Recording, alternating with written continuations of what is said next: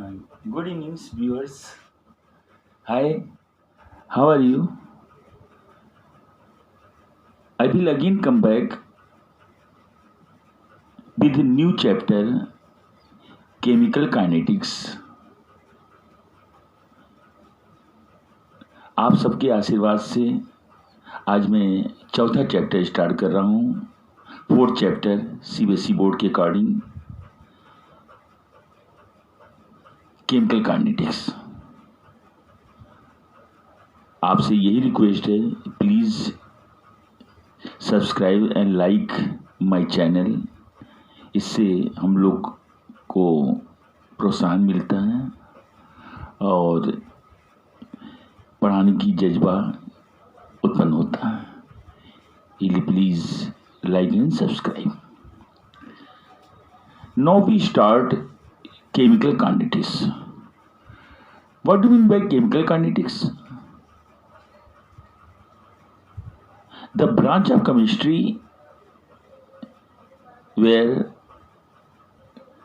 to study the mechanism of chemical reactions, to determine the rate of chemical reaction is called chemical kinetics. मतलब chemical kinetics में हम जो रासायनिक क्रियाएं होती रहती हैं उनकी मैकेनिज्म को बताना होता है, उस पर स्टडी करते हैं और उनके रेट को फाइंड आउट करना होता है, वेलोसिटी को फाइंड आउट करना होता है कि केमिकल रिएक्शन कितनी स्पीड से हो रहा है, ये कितनी कम स्पीड से हो रहा है, इसको पता लगाया जाता है। तो इस चैप्टर में हम रेट और मैकेनिज्म के बारे में मैं डिस्कस करूँगा। Introductory first we take the topic rate of chemical reactions. Rate of chemical reactions. तो रेट ऑफ केमिकल रिएक्शन क्या होता है आपको मालूम होनी चाहिए। केमिकल रिएक्शन कुछ इंस्टेंटेनियसली फिनिश हो जाते हैं, कंप्लीट हो जाते हैं, और कुछ केमिकल रिएक्शन जो होते हैं वो स्लोली कंप्लीट होते हैं, टाइम टेकिंग होते हैं। Sorry.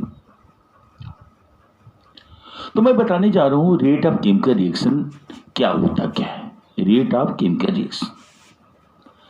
Rate of chemical reaction means the rate at which the concentration of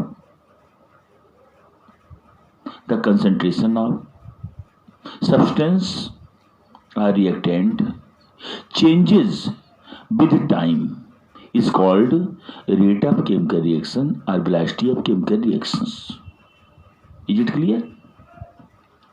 तो जिस रेट पर रिएक्टेंट का कंसंट्रेशन क्या होता है, टाइम के अकॉर्डिंग जो होता चेंज होता है, उस रेट को क्या बोलते हैं, रेट ऑफ केमिकल रिएक्शन कहते हैं। Is it clear? जैसे मैंने सपोज किया कि एक स्ट्रिप है, कोई मेटल की स्ट्रिप है, ये मैंने सपोज कर लिया। सपोज कि ये 5 सेंटीमीटर की है, इसकी लेंथ मीजर कर दिया, 5 सेंटीमीटर की है ये लेंथ है, और इसको हमने एक बीकर में मैंने कंसंट्रेट सल्फ्यूरिक एसिड ले लिया। क्या ले लिया मैंने? कंसंट्रेट H2SO4 ले लिया, और इसमें इस स्ट्रिप को डाल देते हैं। इस स्ट्रिप को क्या कर देते बेटा, इसको हम यहां पर डाल देते हैं इस स्ट्रिप को, और स्टॉप वॉच चला देते हैं टू मेजर द टाइम कि कितने समय में ये स्ट्रिप जो होती है मेटल की डिजॉल्व हो जाती है।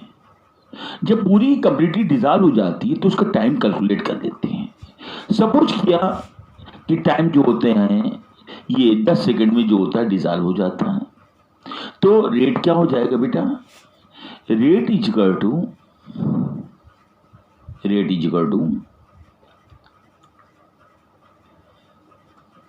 Amount of substance transformed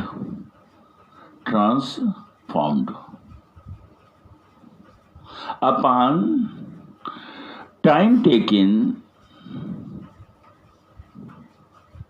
in transformation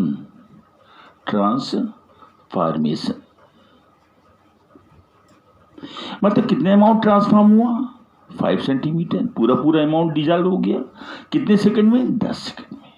ये आपकी वैल्यू रेट हो गई। इसे क्या बोलते हैं, रेट कहते हैं। क्या कहते हैं बेटा, रेट बोलते हैं। निकालने का तरीका होता है। सपोज किया जनरल फॉर्म में, सपोज किया कोई स्ट्रिप है, उसकी लेंथ, वेरी स्मॉल लेंथ जो है dx है, मैंने सपोज कर लिया इसकी स्मॉल लेंथ क्या है बेटा, dx है। और ये सब्सटेंस जो होता है dt, very small interval of time dt में क्या होता है, रिएक्ट कर जाता है, डिसॉल्व हो जाता है। तो लेट dx अमाउंट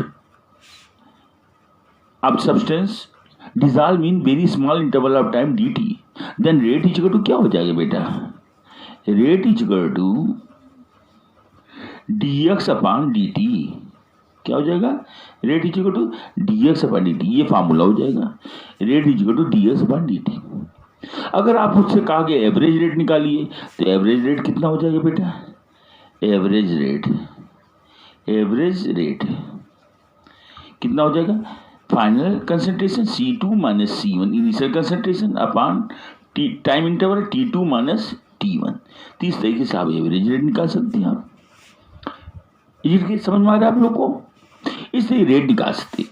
तो what is the unit of rate, rate की यूनिट क्या होती है बेटा, मोल पर लीटर पर सेकेंड। मोल पर लीटर ऐसा यूनिट होती, क्या होती है, मोल पर लीटर पर सेकेंड होती है। ये आपको ये होता है। इसी तरीके से हम इसको एक्सपेरिमेंटल तरीके से भी देख सकते हैं। जैसे मैंने ये बताया, जैसे ये मैंने स्ट्रिप लिया हुआ, ये एल्युमिनियम की स्ट्रिप है, ये क्या है, ये एल्युमिनियम की स्ट्रिप है। इसको मुझे क्या करना है, कंसंट्रेट सल्फ्यूरिक एसिड, यहां पर मैंने क्या दिया है, कंसंट्रेट सल्फ्यूरिक एसिड लिया हुआ है इस बीकर में। इस बीकर में मैंने कंसंट्रेट सल्फ्यूरिक एसिड लिया, ये स्ट्रिप लिया हुआ। अब स्ट्रिप को इसमें डिसॉल्व कर देते हैं, क्या करते हैं, इसमें डालते हैं, तो रिएक्शन स्टार्ट हो जाता है। टाइम स्टॉप वॉच चला देते हैं, टाइम थोड़ी देर में देखते हैं कि स्ट्रिप जो होती है पूरी कंप्लीटली डिसॉल्व हो जाती है। टाइम को देखते हैं, टाइम हम चेक कर रहे हैं कितने समय में ये होता है, ठीक है बेटा। तो इस टाइम को देखते हैं, अब ये पूरी तरीके से क्या हो गया, ये डिसॉल्व हो गया, हमारा क्या हो गया, पूरी तरीके से डिसॉल्व। अब इसमें जो होगा, ये स्ट्रिप पूरी तरीके से डिसॉल्व हो गई। इसमें मुश्किल से 6 सेकंड लगे, 6 या 10 सेकंड लगे, शायद 10 सेकंड, हाँ राइट, 10 सेकंड लगे डिसॉल्व होने में। तो इस तरीके से इस स्ट्रिप का, जो एल्युमिनियम की स्ट्रिप लिया था, उसके डिसॉल्व होने का रेट निकाल सकते हैं। एल्युमिनियम मेटल का डिसॉल्व होने की रेट निकाल सकते हैं। इसी तरीके से हम कॉपर स्ट्रिप ले सकते हैं। क्या ले सकते हैं, कॉपर स्ट्रिप, ये ले लिया, इसके डिसॉल्व होने का रेट निकाल सकते हैं। किसी भी सॉल्वेंट में डिसॉल्व कर देंगे, हम डाल देंगे और स्टॉप वॉच चला देंगे, टाइम कैलकुलेट कर लेंगे हम। इसको मुझे अमाउंट मालूम ही इसका है, तो इस तरीके से इसका भी रेट हम निकाल सकते हैं। कैसे निकालेंगे, dx अपॉन dt फार्मूले से निकाल सकते हैं। इसलिए dx अपॉन dt फार्मूले से इसको निकाल सकते हैं। ds बाई dt फार्मूले से हम इस तरीके से रेट फाइंड आउट कर सकते हैं। तो आपको समझ में आ गया रेट ऑफ रिएक्शन कैसे निकाला जा सकता है। अब मैं बताने जा रहा हूं type of chemical reactions.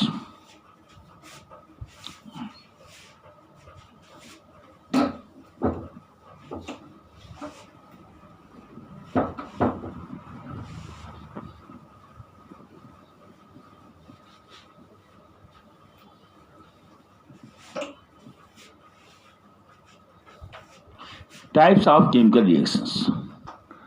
Types of chemical reactions. Reactions are two types: fast chemical reaction, fast chemical reactions, and second is slow chemical reaction. Slow chemical reaction, तो chemical reaction are following two type. Chemical reaction are following two type: fast chemical reactions and slow chemical reactions. In fast chemical reaction क्या होता है, when substance dissolve in solvent instantaneously, ये within moment is called fast chemical reactions. इस time can not be measure, इनका समय नहीं measure कर सकते हम। इस time can not be measure, amount मुझे मालूम है, मत जैसे ही सॉल्वेंट में डाला वो तुरंत डिसॉल्व हो गया, टाइम कैलकुलेट करने का मौका ही नहीं दिया। तो the substance which is completely dissolved in instantaneous time या within a moment, then it is called fast reactions।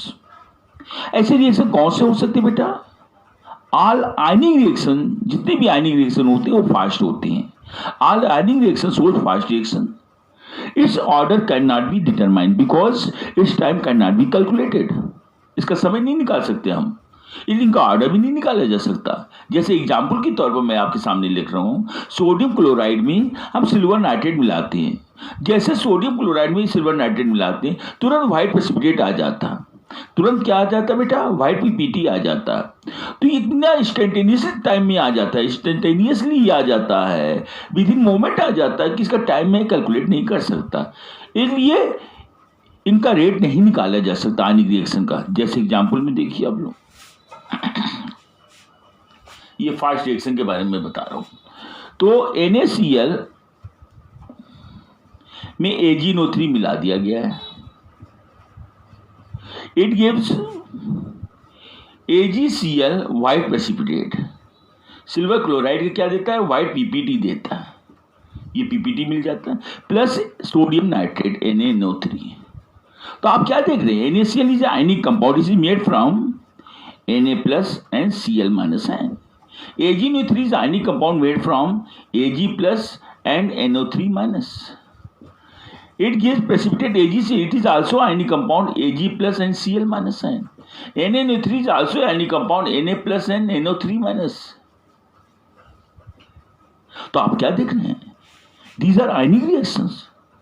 Reactant are ionic and product are ionic. So it is very fast reaction. Its time cannot be calculated. Its order cannot be calculated. तो ऐसे reaction को क्या बोलते बेटा? Fast reaction कहते हैं। जैसे barium chloride ले लीजिए, दूसरा एग्जाम्पल ले रहे हैं। बेरियम क्लोराइड है BaCl2 और उसको बेटा सल्फ्यूरिक एसिड मिलाते हैं H2SO4 में, जिससे BaSO4 का, बेरियम सल्फेट का व्हाइट पीपीटी मिल जाता है, व्हाइट पीपीटी मिल जाता है, प्लस HCl गैस निकलती है इसमें, देखा आपने? तो ये क्या है? आयनिक कंपाउंड है BaCl2 H2SO4 2H plus SO4 minus ion। तो these are ionic reaction, so its order cannot be determined because its time cannot be calculated, so it is called fast ionic reaction। Now we proceed slow chemical reaction। Slow chemical reaction के बारे में बता रहा हूं आपको, देखिए बोलो।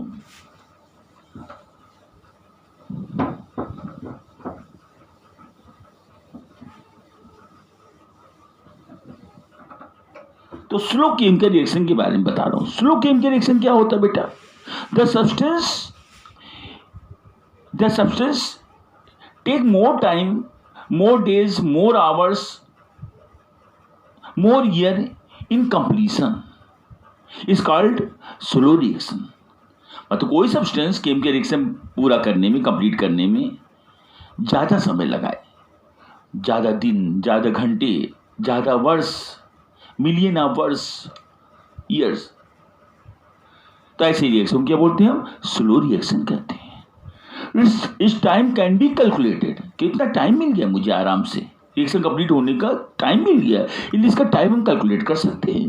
We can calculate the time, so its order can not be determined, its rate can be determined. तो इसका ऑर्डर निकाल सकते हैं, कैन बी डिटरमाइंड, इसका रेट भी निकाल सकते हैं, इसका टाइम भी निकाल सकते हैं, इसलिए ऐसे रिएक्शन को क्या बोलते हैं? स्लो रिएक्शन कहते हैं। तो ये कौन से हो सकते हैं बेटा? ऑल मॉलिक्यूलर रिएक्शन, जितने मॉलिक्यूलर रिएक्शन होते हैं is a very slow reaction, it's so slow reaction, it take more time in completion, इसलिए इनका जो है हम रेट या ऑर्डर निकाल सकते हैं। जैसे बेटा हम, जैसे मेटाबॉलिक प्रोसेस होते हैं हमारी बॉडी में, जो होता है ब्लड बनने का प्रोसेस होता है, it is very slow process. हमने अनार खाया हुआ है, अब एक ही दिन में हम 2-3 किलो अनार खा ले तो ये थोड़ी कि आपको बहुत जल्दी 1-2 लीटर ब्लड बन जाएगा। नो, इसका स्लो प्रोसेस होगा, ब्लड अपने हिसाब से बनेगा, उसका टाइम ड्यूरेशन जो है बेटा, तो 3-4 महीना ले लेगा आपका ब्लड बनने में। तो रेगुलर जो है एक एक फ्रूट खाएंगे आप, तब जाके 3-4 महीने में जाके ब्लड तैयार होगा। इसलिए एक बैग आप नहीं, आप ब्लड का फॉर्मेशन कर सकते हैं, एक ही दिन में ग्रोथ अपना नहीं बढ़ा सकते आप। ये मॉलिक्यूलर रिएक्शन होता है, slow process. Digestion is a slow molecular reaction, blood formation is a molecular reaction, in glucose formation in our body is a molecular reaction. तो ये सब क्या बेटा है, मॉलिक्यूलर रिएक्शन होते हैं, ये बहुत स्लो होते हैं। इनका रेट भी निकाल सकते हैं कि किसकी रेट कैसी है, रेट ऑफ स्पीड कितनी, स्पीड क्या है उसकी केमिकल रिएक्शन कंप्लीट होने की। कुछ केमिकल रिएक्शन बहुत टाइम लेते हैं, कुछ केमिकल रिएक्शन थोड़े से कम समय में हो जाते हैं, और कुछ जो होते हैं ज़्यादा समय लेते हैं। जैसे फोसिल फ्यूल बेटा, अब फोसिल फ्यूल में जैसे पेट्रोलियम है, कोक है, कोल है, ये सब क्या होते हैं, मिलियन ऑफ ईयर्स में जाकर के बनते हैं। इतना स्लो रिएक्शन होता है, वेरी वेरी स्लो रिएक्शन। तो इनके आप रेट को निकाल सकते हैं, रेट को डिटरमाइन कर सकते हैं, इनके ऑर्डर को निकाल सकते हैं। समझ में आया आप लोग को? तो इनको स्लो रिएक्शन करते हैं। तो इसका मतलब कंक्लूजन क्या है, जितने मॉलिक्यूलर रिएक्शन होते हैं वो क्या होते हैं, स्लो होते हैं। जैसे बेटा हमने सुक्रोज ले लिया, या मोलेसिस ले लीजिए आप, या केन शुगर ले लीजिए, केन जूस ले लीजिए, इनका फर्मेंटेशन मैं करा रहा हूं। In presence of invertase enzyme it gives glucose and fructose. It is very slow process, not fast reactions. तो देख लीजिए आप लोग, जैसे C12H22O11, this is the sucrose. इसकी हाइड्रोलिसिस करा रहे हैं हम in presence of invertase enzyme, invertase enzyme, invertase enzyme. It get hydrolyzed into glucose C6H12O6 plus C6H12O6 fructose. This is glucose. This is fructose. This is glucose. This is fructose. Both molecular formula is same. तो how will you differentiate? आप कहोगे कि sir molecular formula तो same लिखा और नाम अलग अलग दे रहे हैं आप। नहीं बेटा, इनका फंक्शनल ग्रुप अलग है बेटा। ग्लूकोज सोज एल्डिहाइडिक ग्रुप, इसमें कौन सा ग्रुप होता है, एल्डिहाइडिक ग्रुप होता है, CHO ग्रुप होता है बेटा, एल्डिहाइड ग्रुप होता है। एंड फ्रक्टोज में कौन सा ग्रुप होता है, कीटोनिक ग्रुप होता है बेटा। क्या होता है, कीटोनिक ग्रुप, CO ग्रुप होता है। इससे मैं पहचान कर सकता हूँ यहाँ पर ग्लूकोज फ्रक्टोज क्या शो कर रहा है, फंक्शनल ग्रुप आइसोमेरेज को शो कर रहा है। फिर उसके बाद ग्लूकोज का क्या करते हैं बेटा, C6H12O6, इसका जो होता है जाइमेस एंजाइम, जाइमेस एंजाइम के प्रेजेंस में, जाइमेस एंजाइम के प्रेजेंस डिकम्पोज हो जाता है बेटा। जाइमेस एंजाइम के प्रेजेंस में क्या होता है, डिकम्पोज हो जाता है, और क्या देता है, एथेनॉल C2H5OH प्लस CO2, ये बनाता है बेटा, एथेनॉल देता है। और इनका जो होता है फ्रैक्शनल डिस्टिलेशन करते हैं। क्या करते हैं, फ्रैक्शनल डिस्टिलेशन, फ्रैक्शनल डिस्टिलेशन, इनका फ्रैक्शनल डिस्टिलेशन करते हैं, जिससे क्या मिलता है बेटा, एथेनॉल कितना परसेंट मिलता है, 95%, और वाटर कितना मिलता है, 5%। ये मिलता है 95 और 5%। इनको क्या बोलते हैं, रेक्टिफाइड स्प्लिट कहते हैं। क्या कहते हैं, रेक्टिफाइड स्प्लिट, रेक्टिफाइड स्प्लिट कहते हैं इनको। इस तरीके से ये मॉलिक्यूलर रिएक्शन हो रहा है, यहाँ पर स्लो रिएक्शन हो रहा है, ये टाइम टेकिंग फर्मेंटेशन होता है। यहाँ पर सुक्रोज का हाइड्रोलिसिस होती है, इन्वर्टेज एंजाइम के प्रेजेंस में ग्लूकोज फ्रक्टोज देता है। फिर ग्लूकोज जो होता है जाइमेस एंजाइम के प्रेजेंस में डिकम्पोज हो गया, एथेनॉल और CO2 देता है। CO2 गैस जो होती है निकल जाती है, एटमॉस्फेयर मिक्स हो जाती है। फिर इसका फ्रैक्शनल डिस्टिलेशन करते हैं, जिससे एथेनॉल और वाटर का मिक्सचर मिलता है, 95% और 5% का मिक्सचर मिलता है। इस मिक्सचर को क्या बोलते हैं बेटा, रेक्टिफाइड स्प्लिट कहते हैं। तो ये मॉलिक्यूलर रिएक्शन होता है, टाइम टेकिंग होता है। जैसे विनेगर बनाना मुझे, अब विनेगर एथेनॉल से बनाना कैसे बनेगा, देखिए आप लोग देख लीजिए, इसको नोट कर लीजिए। ये अब देखिए आप लोग,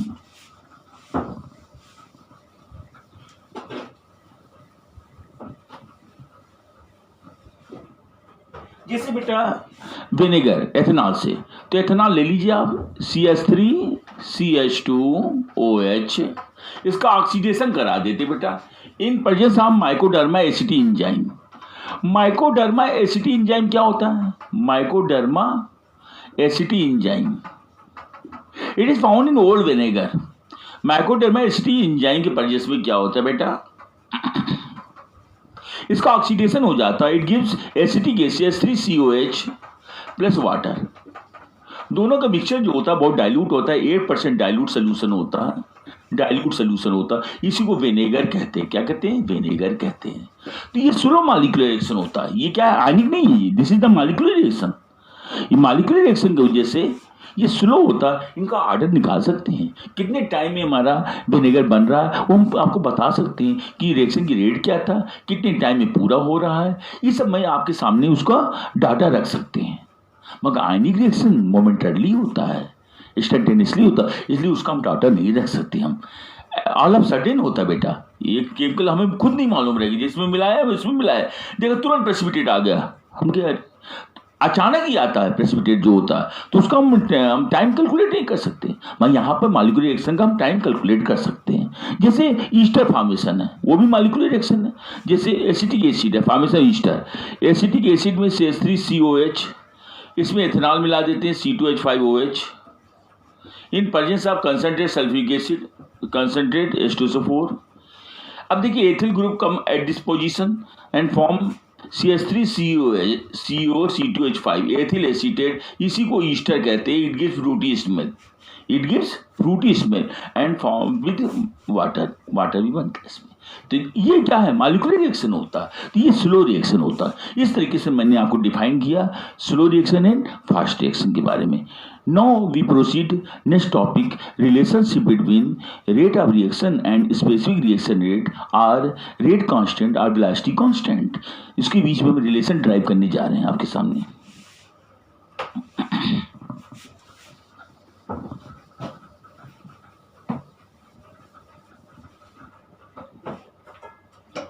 relationship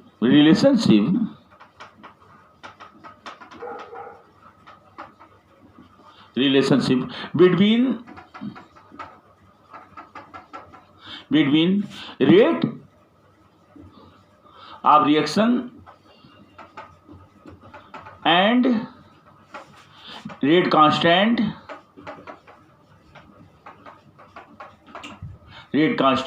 या velocity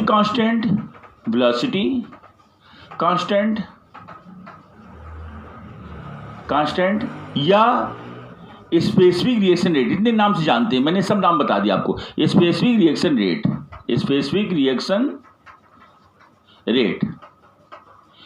it is shown by K, किसे शो करते? के से। तो we drive the relationship between rate of chemical reactions या velocity of chemical reaction and rate constant और वेलोसिटी कांस्टेंट और स्पेसिफिक रिएक्शन रेट के बीच में हम रिलेशन निकालने जा रहे हैं। तो मैंने पहले डिफाइन कर दे रहे हैं कि rate of chemical reaction is directly proportional to rate of chemical, कोई केमिकल रिएक्शन हो रहा है तो rate of chemical reaction is directly proportional to concentration of reactive substance. जो सब्सटेंस रिएक्ट कर रहा है उसके कंसंट्रेशन के डायरेक्टली प्रोपोर्शनल होता है।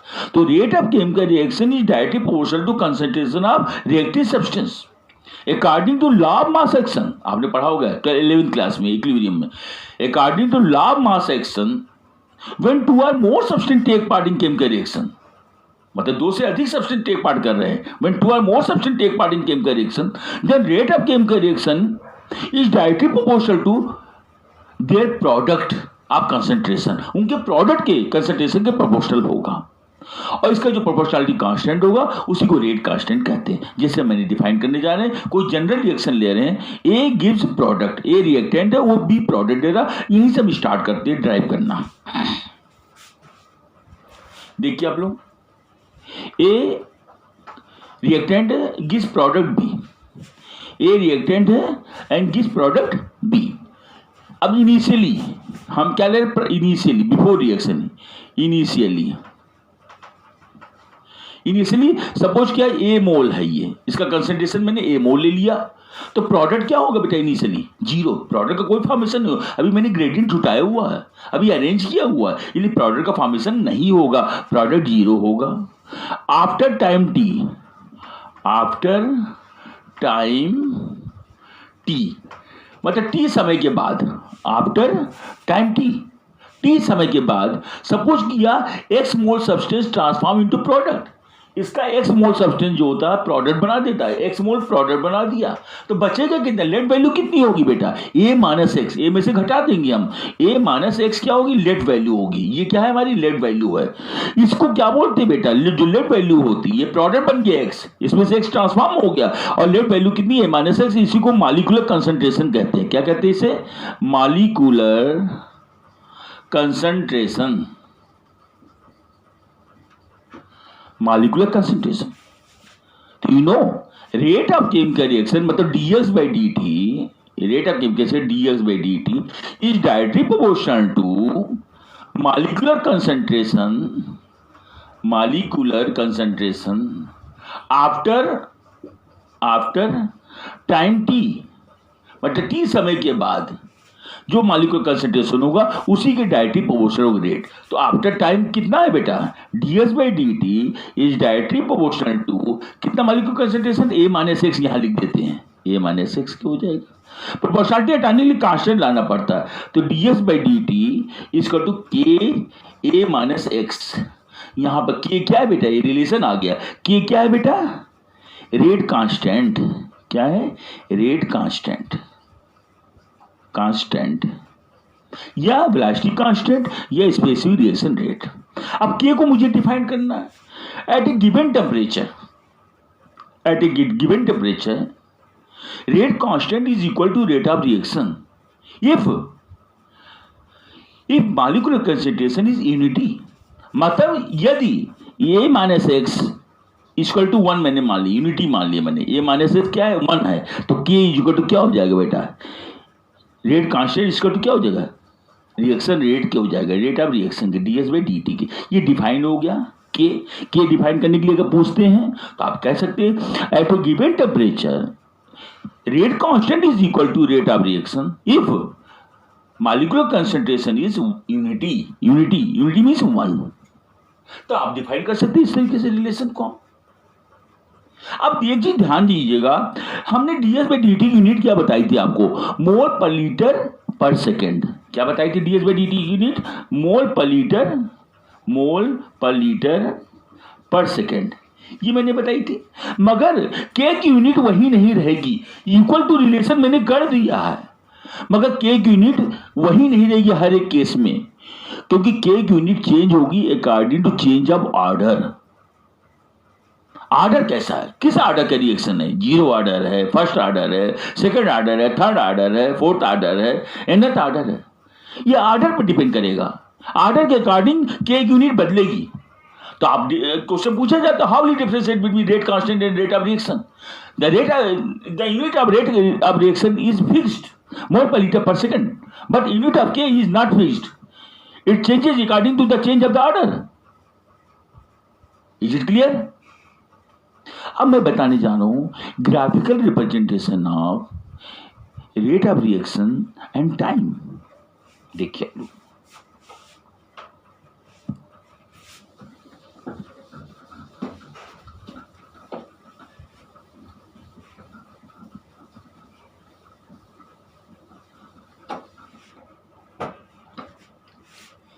Graphical representation, graphical representation,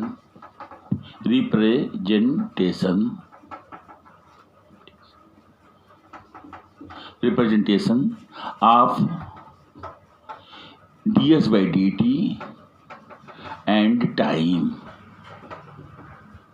t। Graph के थ्रू मैं बता रहा हूं कि ग्राफिकल रिप्रेजेंटेशन क्या होता क्या है। मैंने यहां पे एक्सिस y एक्सिस लिया हुआ, we plot a graph y axis and x-axis. On y-axis we plot a ds by dt rate, rate को मैंने प्लाट कर दिया ds by dt पर, और एक्स एक्सिस पर मैंने टाइम को प्लाट कर दिया t। तो मैं आपको बताना चाहूंगा, before the chemical reaction concentration of substance या रिएक्टेंट रिमेन्स कांस्टेंट, क्योंकि तब तो रिएक्शन हुआ नहीं, कोई केमिकल रिएक्शन स्टार्ट नहीं हुआ। तो before the chemical reaction concentration of reactant remains constant, but after time t substance take part in chemical reaction and its concentration gradually decreases, so that rate of reaction gradually decreases. When time continuity increases, then rate of reaction continuity decreases. Rate of reaction never zero till infinite. ये हमेशा जो होता है इसकी value कम होती जाएगी, कम से कम होती जाएगी, मगर जीरो नहीं होती। ये ध्यान रखिए आप। तो इसको रिप्रेजेंट कर रहे हैं, देखिए आप। तो रेट टाइम के अकॉर्डिंग रेट क्या हो रहा है, डिक्रीज कर रहा है, क्योंकि कंसंट्रेशन डिक्रीज कर रही है। देखिए ये रिप्रेजेंट करने का तरीका ये देखिए आप, ये रिप्रेजेंट कर रहे हैं। तो टाइम बढ़ रहा है, रेट ऑफ रिएक्शन क्या हो रहा है, डिक्रीज कर रहा है। देख लीजिए आप लोग, टाइम बढ़ रहा है और रेट ऑफ रिएक्शन ये डिक्रीज कर रहा है, देखिए आप। और मगर जीरो नहीं हो रहा, कहीं कोसाइन तो नहीं कर रहा आपको, जीरो नहीं हो रहा है, ये इन्फिनाइट टाइम तक ऐसा रहेगा। हाँ, स्लो स्पीड हो जाएगी, कांस्टेंट हो जाएगा रेट ऑफ रिएक्शन थोड़ी देर के बाद, चलने के बाद, मगर कभी नेवर जीरो। तो ये ग्राफिकल रिप्रेजेंटेशन था rate of reaction and time थी। अब मैं बताने जाता हूं influencing factor to the rate of reaction. Rate of reaction को कौन से फैक्टर इन्फ्लुएंस करते हैं वो मैं बताने जा रहा हूं आपको सामने। देखिए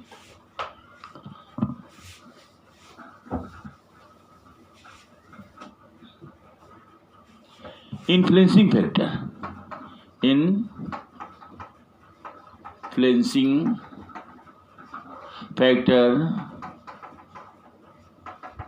to the rate of reaction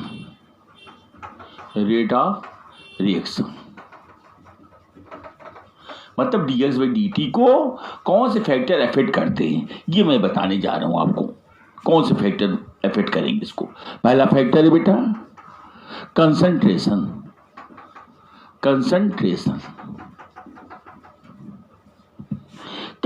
पहले अफेक्ट करेगा। कौन अफेक्ट करेगा, कंसंट्रेशन बेटा।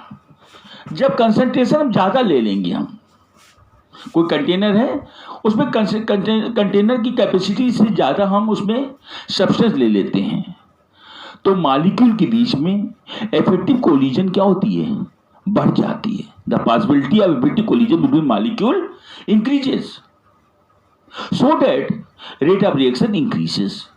मतलब concentration is directly proportional to rate of reaction. Concentration जो होता है ds by dt is directly proportional to concentration C। मतलब जैसे ये क्लोज कंटेनर ले लिया मैंने, ये कैपेसिटी यही है, इसमें गैस भरे हुए ही है, सपोज किया गैस भरे हुआ, सपोज कि इसमें गैस जो होती है आपकी कुछ भर दीजिए 500 क्यूबिक सेंटीमीटर गैस भरी हुई है यहाँ पर, ये इसकी कैपेसिटी है। अब बालून तो बढ़ नहीं रहा है, हम एक्स्ट्रा गैस और डाल दे रहे हैं इसमें। सपोज कि इसमें मैंने 200 सीसी गैस और डाल दिया मैंने, तो कंसंट्रेशन बढ़ गया, पहले से कंसंट्रेशन बढ़ गया। कंसंट्रेशन बढ़ने से क्या होगा, मॉलिक्यूल के बीच में इफेक्टिव कोलिजन क्या हो जाएगा, बढ़ जाएगा। ये देखिए कंजेस्टेड हो जाएगा और इनके बीच में कोलिजन क्या हो जाएगा, इंक्रीज कर जाएगा। और जब कोलिजन इंक्रीज जाएगा रेट ऑफ रिएक्शन इंक्रीज कर जाएगा, जिससे ये चैम्बर आपका बर्स्ट भी कर सकता है, ढक भी सकता है, बर्स्ट कर सकता है। जो टायर ट्यूब होता है आप लोग देखते होंगे, उसमें कंसंट्रेशन बढ़ाने मतलब क्या कि जितने पाउंड गैस उसमें भरनी चाहिए थी उससे ज़्यादा अगर मैं उसमें गैस डाल दूंगा, हवा डाल दूंगा, तो ट्यूब क्या हो जाएगी, बर्स्ट कर जाएगी, क्योंकि कंसंट्रेशन इफेक्टिव कोलिजन बढ़ जाएगा कंसंट्रेशन बढ़ने से, और रेट ऑफ रिएक्शन बढ़ जाएगा। तो rate of reaction is directly proportional to concentration. Is it clear. जैसे बैलून में अब जितना उसमें एयर जाना चाहिए उतना डालेंगे, ज़्यादा अब एयर डाल देंगे कंसंट्रेशन बढ़ जाएगा, बैलून क्या हो जाएगा, फट जाएगा कि नहीं। दूसरा पॉइंट आइए आप, टेम्परेचर भी बेटा अफेक्ट करता है रेट ऑफ रिएक्शन। टेम्परेचर से भी डीएस/डीटी क्या है, अफेक्टेड है। टेम्परेचर से भी डीएस/डीटी अफेक्टेड है। ये टेम्परेचर बढ़ा देंगे तो जो एक्टिव मॉलिक्यूल होंगे उनकी संख्या बढ़ जाती है। तो when temperature increases the number of active molecule increases, so possibility of effective collision increases between the molecule, so the rate of reaction increases, but the ds/dt is directly proportional to temperature। तो ds/dt क्या है, temperature के क्या है, directly proportional है।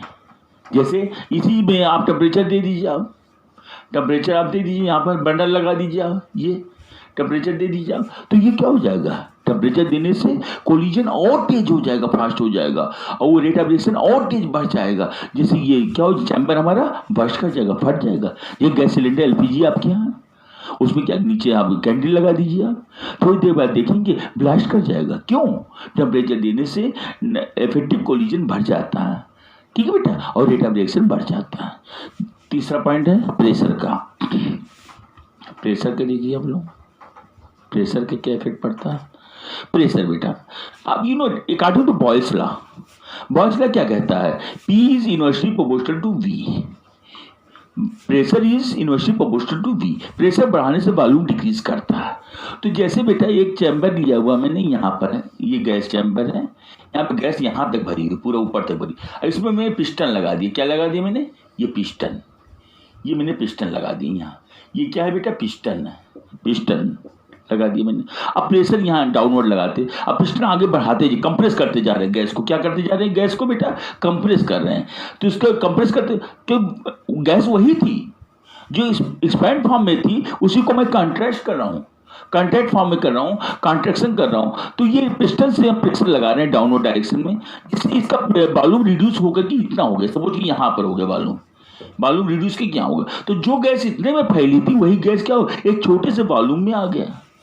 तो इसके comparison में यहाँ पर इफेक्टिव कोलिजन क्या हो जाएगा, बढ़ जाएगा। इफेक्टिव कोलिजन क्या हो जाएगा बेटा, बढ़ जाएगा, जिससे रेट ऑफ रिएक्शन क्या हो जाएगा, बढ़ जाएगा।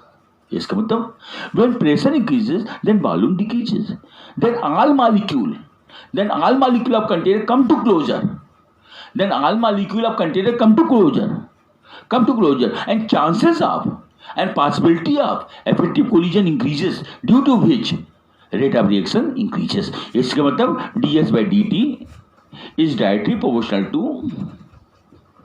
प्रेशर की क्या होता है, directly proportional to, ds/dt is directly proportional to pressure के। समझ आ रहा, जैसे कोई भी गैस है, एलपीजी गैस जिसे, वो भी हाई प्रेशर पे ही लिक्विफाइड गैस होती है, लिक्विफाइड पेट्रोलियम गैस है। हाई प्रेशर और प्रेशर अगर हाई कर देंगे उसमें अगर हम, तो सिलेंडर क्या हो जाएगा, बर्स्ट कर जाएगा। कि प्रेशर बढ़ा देने से क्या हो जाता है, कंप्रेशन होता है गैस का, और कंप्रेशन होने से क्या हो जाएगा, उस पर जोर पड़ता है, फोर्स पड़ता है, जिससे वो बर्स्ट होने का डर रहता है। अब चौथा पॉइंट बताने जा रहे हैं, इफेक्ट ऑफ कैटालिस्ट। कैटालिस्ट का क्या इफेक्ट पड़ता है, कैटालिस्ट बताने से पहले हम डिफाइन करना चाहेंगे कि कैटालिस्ट होता क्या है। कैटालिस्ट पढ़ाने से पहले मैं डिफाइन करना चाहेंगे कैटालिस्ट होता क्या है। The standard substance which increase और decrease the rate of reactions, the standard substance which increase or decrease the rate of reaction, but at the end of the chemical reactions the mass, the chemical composition of the substance never change, as it is retained. Such substance is called catalyst। तो catalyst क्या होता है, कोई बाहरी substance है, उसको chemical reaction में डाल दिया जाता है।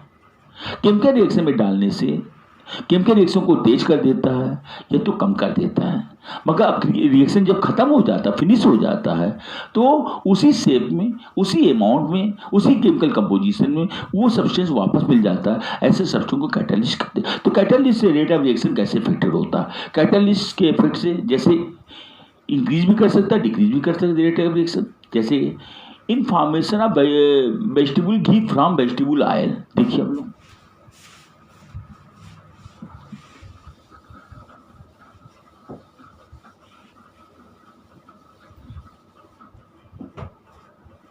vegetable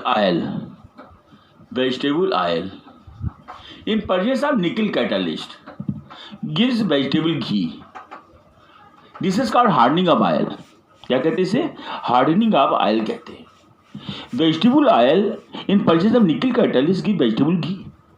तो निकिल ने क्या किया, हाइड्रोजिनेशन प्रोसेस को फास्ट कर दिया, इसका हाइड्रोजिनेशन होने लगता, क्या होने जाता है, हाइड्रोजिनेशन, हाइड्रोजन से रिएक्शन होने लगता।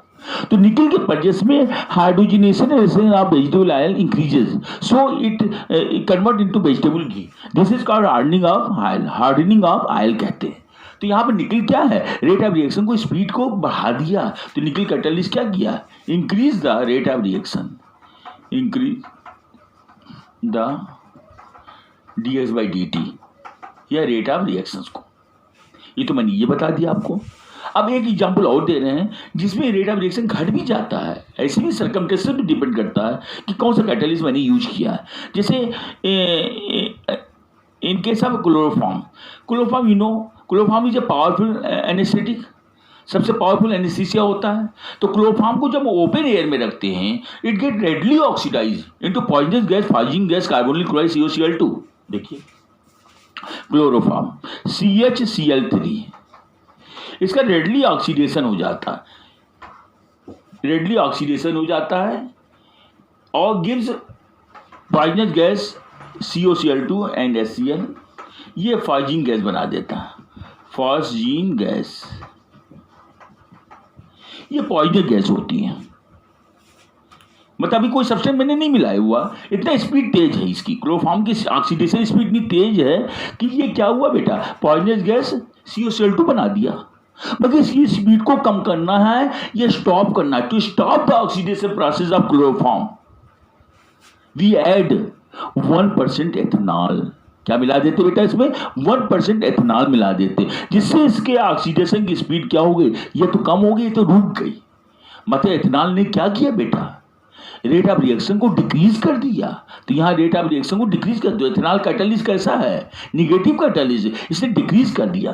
तो यहाँ पर 1% एथेनॉल लिया मैंने, जिससे ये गैस नहीं बनेगी, तब ये गैस का फॉर्मेशन नहीं होगा, एथेनॉल का फॉर्मेशन तब नहीं होगा, समझिए। तो यहाँ पे एथेनॉल ने क्या किया, decrease the rate of reaction, decrease the rate of reaction, rate of reaction.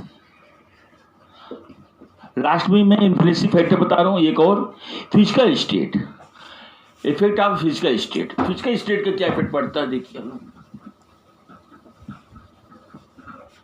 Effect of physical state of substance. Physical state ये पांचवा है, physical state, physical state of substance, substance, physical state of substance, इस पर depend करता, इस पर भी rate of reaction depend करता। फिजिकल स्टेट मीन्स बेहतर क्या होता है, जैसे एक सॉलिड सब्सटेंस होता है, एक पाउडर होता है। जैसे कोल है, कोल सॉलिड है, उसको पीस लीजिए, grind, when coal is grind you convert into powder coal. तो कोल जो होता है उसका सरफेस एरिया कम होता है, और पाउडर कोल का जो होता है सरफेस एरिया क्या होता है, ज्यादा होता है। इसका तो rate of reaction is directly proportional to surface area. तो rate of reaction ds by dt is directly proportional to surface area, surface area, इसको ऐसे भी कहते हैं सरफेस एरिया कि डायरेक्टली प्रोपोर्शनल। सरफेस एरिया जितनी ज्यादा होगा उतनी क्या होगा, वो रेट ऑफ रिएक्शन ज्यादा होगी, कि इफेक्टिव कोलिजन ज्यादा होगा सरफेस एरिया ज्यादा होने से। सरफेस एरिया कम होने से क्या होगा, इफेक्टिव कोलिजन की चांसेस कम होते हैं, इसलिए रेट ऑफ रिएक्शन क्या होता है, कम होता है। जैसे आपके सामने मैं एग्जांपल दे रहा हूं, ये दिस इज द एलम, ये क्या बेटा है, एलम है। इसका फार्मूला होता है K2SO4 into L2SO4 whole thrice into 24H2O। ये क्रिस्टल के फॉर्म में है, इसमें दो मॉलिक्यूल की डिस्टेंस है। मैं इसको जब इसको पानी में डालेंगे हम, जब इसको पानी में डालेंगे, जब इसको हम इस पानी में डालेंगे तो क्या होगा, बहुत स्लोली डिजॉल्व होगा, टाइम टेकिंग होगा, काफी समय लगेगा डिजॉल्व होने में, इसके रेट ऑफ रिएक्शन कम होगा क्योंकि सरफेस एरिया क्या है, कम है। मगर इसको जब हम पाउडर फॉर्म में बदल देते हैं, क्या करते हैं हम, पाउडर फॉर्म में बदल देते हैं। जैसे देखिए आप लोग, इसको मैं पाउडर फॉर्म में बदल रहे हैं, पाउडर फॉर्म में मैं बदल दे रहा हूँ। देखिए अब आपके सामने पाउडर फॉर्म में बदल रहे हैं, देखिए ये है पाउडर फॉर्म में,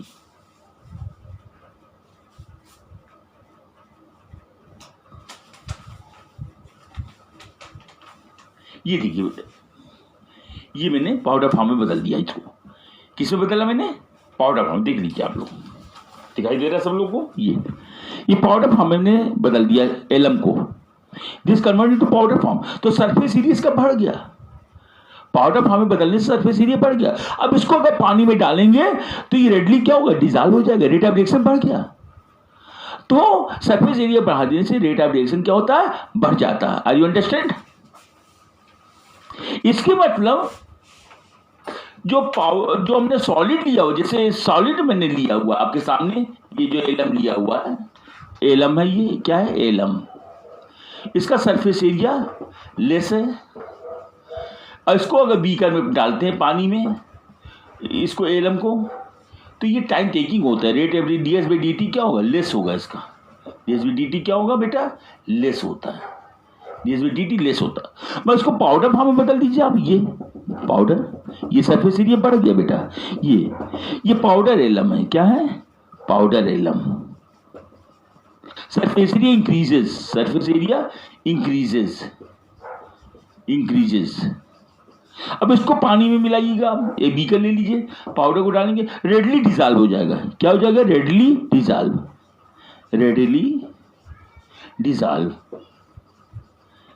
डिसॉल्व हो जाएगा।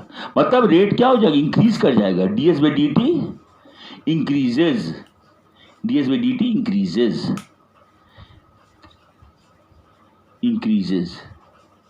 D S by D T increases. तो आपने देखा, आपने जैसे आपको बता रहे हैं कि ट्री है, ट्री जैसे मैं बना रहा हूं आपके सामने, ट्री,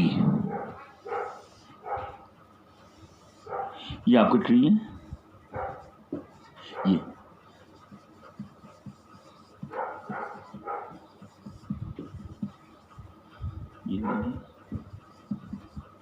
ये दिस इज द ट्री।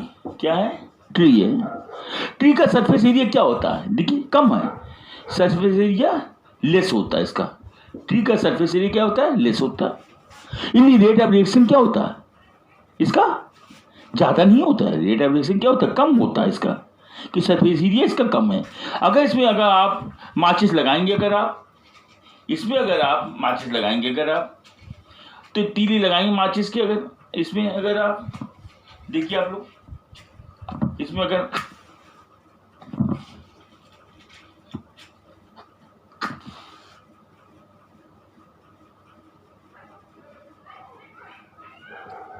देखिए ट्री में माचिस लगाएंगे, अगर आप ट्री में अगर माचिस लगाएंगे अगर हम, तो ये नहीं डिसॉल्व नहीं होगा, ये जलेगा नहीं, बर्न नहीं करेगा। पेड़ में अगर आप लगाएंगे आप माचिस, तो क्या होगा? ये बर्न नहीं करेगा। मगर इसको अगर हम पेड़ को काट करके अगर आरा मशीन पर वुड पाउडर में चेंज कर देते, किसमें चेंज कर देते? वुड पाउडर में। इसी पेड़ को हम क्या करते हैं? वुड पाउडर में बदल देते। ये कितने, ये वुड पाउडर में बदल देते। ये वुड पाउडर है। क्या है बेटा? Would powder. ये वुड पाउडर में बदल दिया गया। किसमें बदल दिया गया? वुड पाउडर में। अगर इसमें माचिस तीली लगाएंगे, ये फ्लेम के साथ जलने लगे, ये फ्लेम के साथ क्या होगा? बर्न कर जाएगा, फ्लेम बना देगा। तो उनकी फ्लेम के साथ में क्या हो जाएगा? बर्न कर जाएगा। ये फ्लेम के साथ में क्या हो जाएगा? बर्न कर जाएगा। किसके साथ में बर्न कर जाएगा? फ्लेम के साथ में बर्न कर जाएगा। क्यों बर्न कर जाएगा? क्योंकि सरफेस एरिया बढ़ गई है। सरफेस एरिया क्या है? इंक्रीजेस। सरफेस एरिया इंक्रीजेस, तो D S by D T भी क्या होगी? D S by D T increases. तो D S by D T भी क्या होगी? इंक्रीज करेगी। तो पेड़ के केस में, ट्री के केस में सरफेस एरिया कम थी, इसलिए रेट ऑफ रिएक्शन क्या था? कम था, इसलिए बर्न नहीं किया। मगर इसको अगर मैंने वुड में चेंज कर दिया, वुड पाउडर में, तो पाउडर में बदलने से रेट ऑफ ये सरफेस एरिया बढ़ गया। Surface area increases, so d S by D T increases, rate of reaction increases, readily burn in form of explosive. आग लग जाएगी, बड़ी तेज फ्लेम आ जाएगा, फ्लेम की तरह जल जाएगा। इस तरीके से मैंने आपको हर एक एंगल से मैंने समझाने की कोशिश की। I hope you will be clearly understand this topic. So today I will finish this. Now tomorrow we will start next topic. तब तक के लिए आपको नमस्कार, गुड नाइट। आप लोग सब्सक्राइब कीजिएगा, लाइक करिएगा। Thank you, okay, thank you.